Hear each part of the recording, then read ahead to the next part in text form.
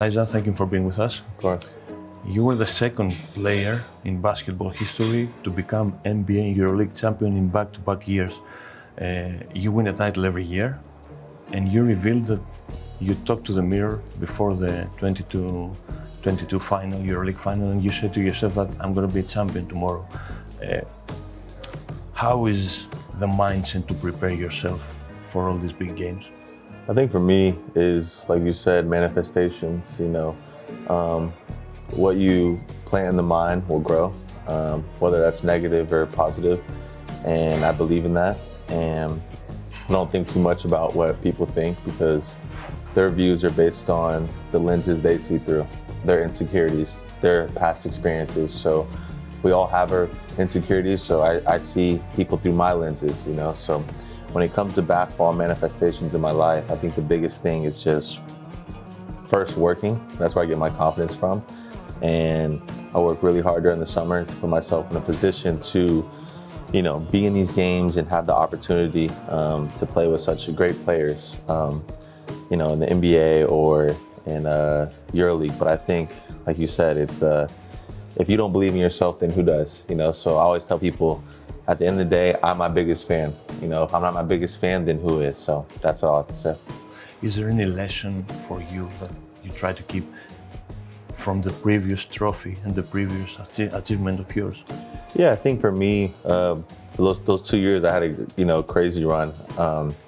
Unfortunately, these past few years we haven't made the playoffs, so it was almost like I knew nothing but winning, and trying to find humility and trying to find motivation to still have those hard summers, those 2 days, those 3 days during the summer is not necessarily the easiest thing because you're winning. So if I change my habits, does it change the result? I don't know, but my biggest goal is to see how good Elijah Bryant can be in his career, whether that's going back to the NBA, whether that's, winning MVP in EuroLeague, whatever that is, what can Elijah Bryant be when he's done and he sits back and retires? So, can you please share your favorite moment or memory from the 2021 NBA Finals, especially as you had to overcome, a 2-0 deficit versus the Suns? Yeah, I think the biggest thing that I learned from that experience is I remember, obviously I wasn't playing a lot at the time, and I remember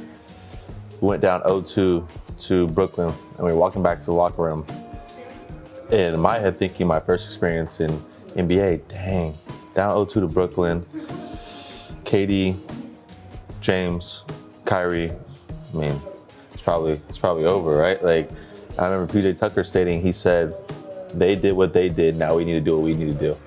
And that was such a veteran mindset at the time of understanding that they protected home court, now we're gonna go home, protect our home court, recalibrate, and go get these wins. And I think we had some things in our favor with, Kyrie getting injured and stuff like that. I mean, KD's foot being a little bit too big, but... That was my next question. Take me to that moment. Yeah. So it was actually in that moment, I forgot who I was telling. It might have been Jordan, actually. I was like, if I get close up to KD, I'm gonna ask him for his jersey. That's what I was thinking, right? So the game's going on, and you can't really see our facial expressions during the game because at the time we had the mask on. And when he shot the shot, I was like, no way we just lost like that. There's no freaking way we just lost like that. And they go to review it, and obviously it's short. And when I was already on the court, kind of like, oh, okay, after we won. And it just so happened I bumped into KD, and I was like so nervous. I was like, oh my gosh, it's KD. And he's like, oh, good game. But then in my head, I was like, I didn't play. How are you telling me good game, But it was a surreal experience to move on from that matchup. NBA stars like KD, as you said, mention all the time Giannis' leadership. What do you remember playing alongside the Greek Freak? I think the biggest thing with Giannis that I noticed is that he leads by example. Doesn't say much, but just his work ethic. I remember after he got injured, I was in the practice facility like a few nights later, and he was already back in there working, trying to get ready for the game. We had shoot around the day before the first game in the finals, and dude is going crazy hard with the knee brace on. That's when the coach was like, he just hyperextended his leg. He doesn't know anything else. He knows one speed, that's it. So that type of mindset for a guy who's already accomplished so much was very inspiring for me, understanding like no matter what, you have to work hard every single day, and it makes total sense coming from his background. Do you think that you had the chance to play with a leader like him here in Europe? Yeah, I mean, I think, you know, Shane, Vasa, those guys are very good leaders. Obviously, I'm still playing with Shane. And again, they lead by example. And I would say my little time spent in the NBA compared to Europe, you spend a lot more time with your teammates in Europe because, you know, domestically, you're busing places, you're on the flight a lot. So more so picking their brain of how to, you know, manage their body during the season, how to manage different little things that not necessarily everything in the NBA is taken care of for you. Your bags to your room, you know, food made for you. So yeah, I'd definitely say Shane and Vasa. Is there any great opponent or a player you watched or faced in Europe? Great player. I mean, there's a bunch of great players in Europe. I think Mike James is good. Obviously, I always tell Shane this when I played him and I would have to guard him. It was like, because he's quick, but he also can shoot. So for me, that's kind of a, not a nightmare, but a difficult matchup. So I'm glad that I'm not going against him anymore. There is this never-ending debate about the easiest league to score between NBA and the EuroLeague. What's your take? NBA is definitely easier. I mean, as EuroLeague says, every game matters, but also every possession matters. There's fewer games, the game slows down. And in the NBA, if you watch, it's all about analytics now. It's about how many threes can you make, threes and dunks. Mid-range is not really a thing unless, you know, DeMar DeRozan, KD, these type of guys, but everyone's shooting 50 plus threes, you know? So I think it's definitely easier to score in the NBA, and then you have the defensive second role. So it's pretty much like make a decision and play out the closeout or shoot the three. Is there any misconception that the Americans have or had about European basketball?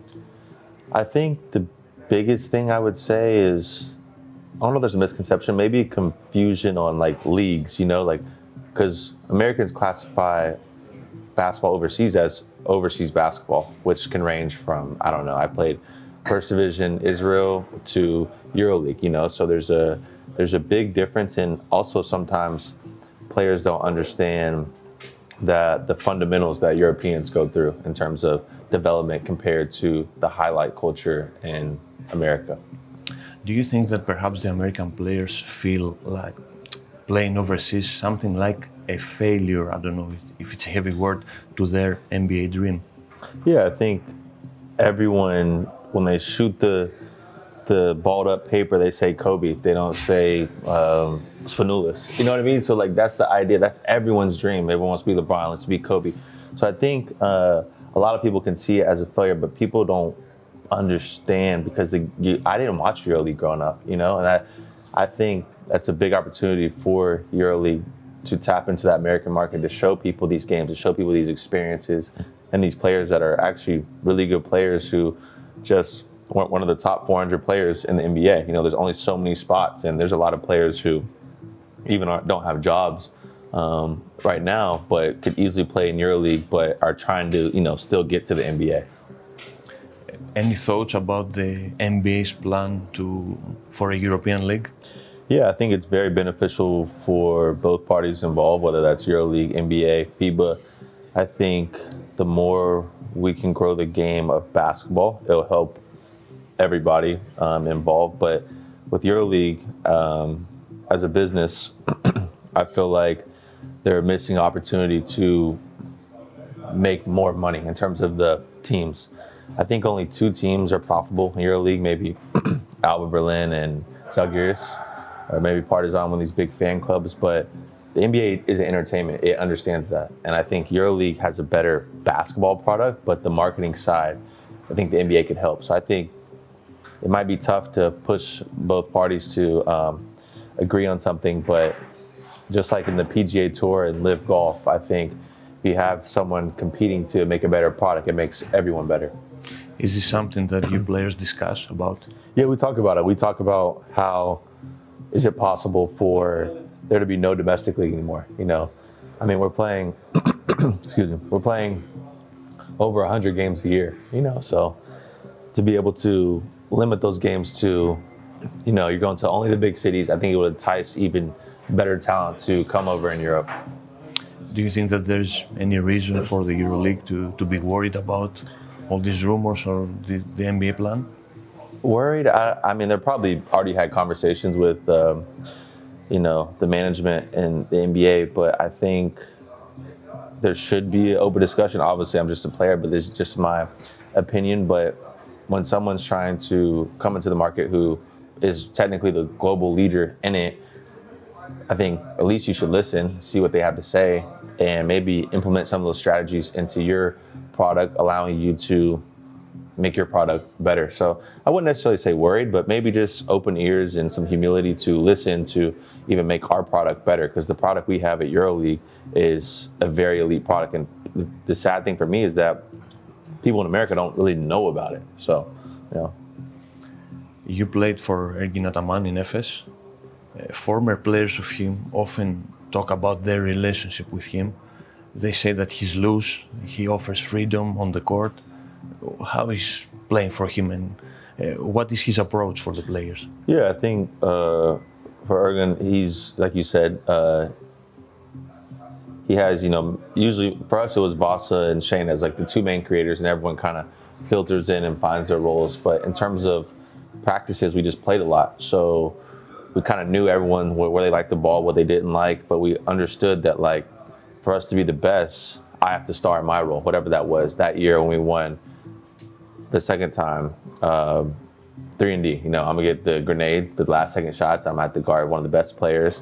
So he gives the freedom to play, but he also holds you responsible. If you don't play well, he's gonna tell you. But he's more focused. He's very vocal about it. Yeah. He's and which rightfully so. I mean, you get paid to do this, and you have a good day, bad day. Okay, your coach holds you accountable, but that's the job we're in, and that's how it goes. But off the court, I would say when you play for him, you don't really talk that much, But I probably talk to him more after not playing with him, seeing him preseason, having him on our podcast with Shane and stuff like that. So yeah, he's a great guy. Do you think that he has this player-coach mentality to work in the NBA, perhaps? Yeah, I think his mentality is very, close to NBA of like, okay, I'm the coach, but you're the player. You play on the court. Like, I'm going to give you kind of a parameter to operate in, but you make the shots, you do this thing. So whatever you need to get ready, if that means you need to practice X amount or you don't need to practice, he gives you that freedom. But with that being said, he's going to hold you accountable when you don't live up to what you're supposed to be doing. So I think it's good and bad, but it worked out really well for us, and it's working for him, obviously. You mentioned the podcast with Shane Larkin. How did that idea come up?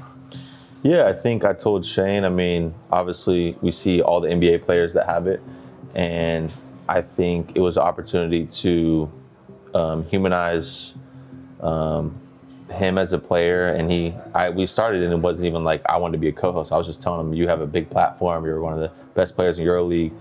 Why don't you start your own platform where you can kind of control the narrative? I think you see a lot of times with media outlets saying stuff, but as players, you don't really want to like tweet back. So more so letting fans see you in a long form style and see how you think and what your direction is of how a game went or what you were thinking, during that championship run.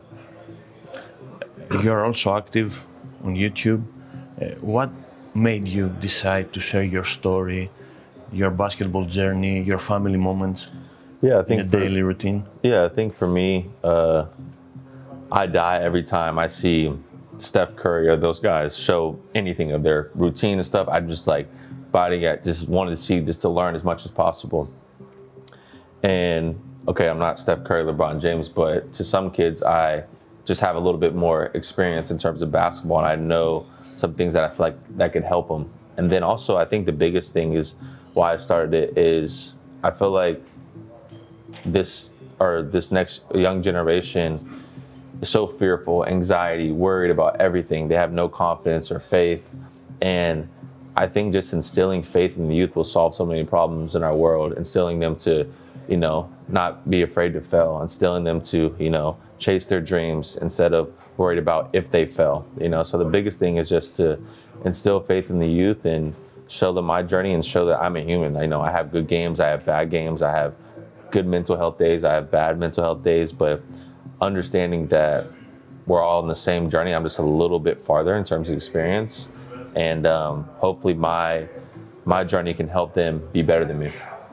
Is this a way, a field, to say your side of the story, even for an incident like the Biberovic fight, for example, or to show the fans and the media that you're not just machines that play basketball? Yeah, like LeBron said, we're more than a basketball player, and I think basketball is my job, and it just so happens that fans are able to watch and see what I do at my work, and then there's a objective stat sheet that they can grade you off of.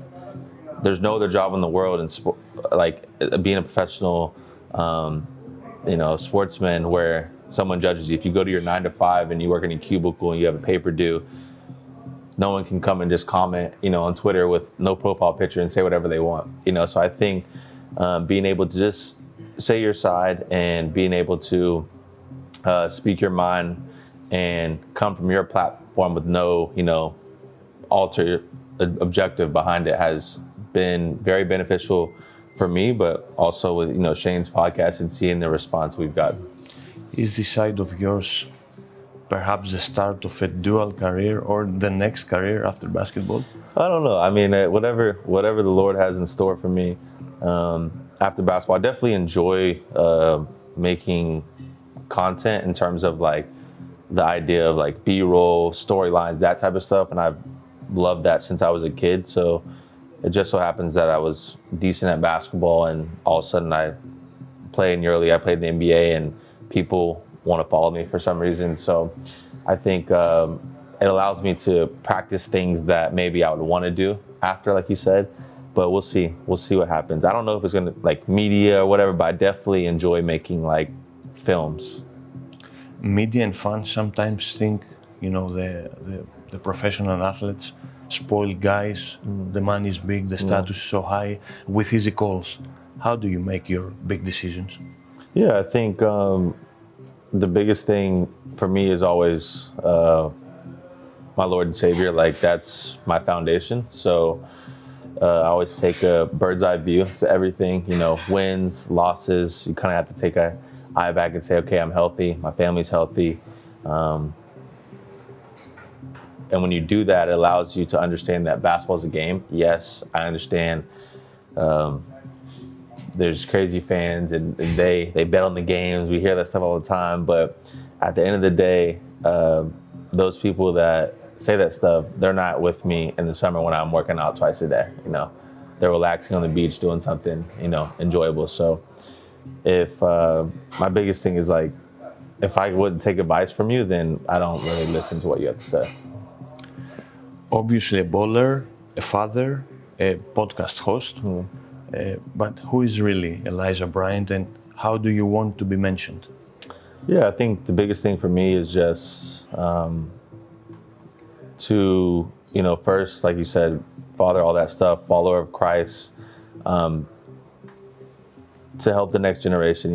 It's not about what I gave to someone in sport, but how they felt when they encountered me or the experience that we had and how I, dealing with fans, signing stuff for them. But the main thing for me is just if I can be remembered as someone who instilled faith in the next generation. The comments I get, hey, you helped me so much, because I was that kid, you know what I mean? And that's the biggest thing is at that moment for that kid, that's the biggest thing he's going through in his life. His coach isn't playing him, and that's the only thing he's worried about.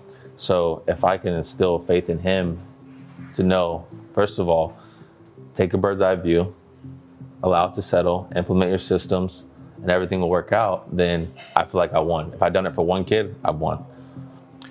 Is basketball such a defining side for the athletes, or there's a room, to change the aspect for the fans and the media? Yeah, I think basketball is something that we do. It's kind of a costume we put on. We go to the arena, we practice, do all that stuff. But at the end of the day, we have other hobbies. You can't play basketball 24 hours a day. And I know a bunch of fans always say, oh, you need to practice, you need to do more. We only can be in the gym for so long. And part of being productive in the gym is finding those outlets outside, whatever that is.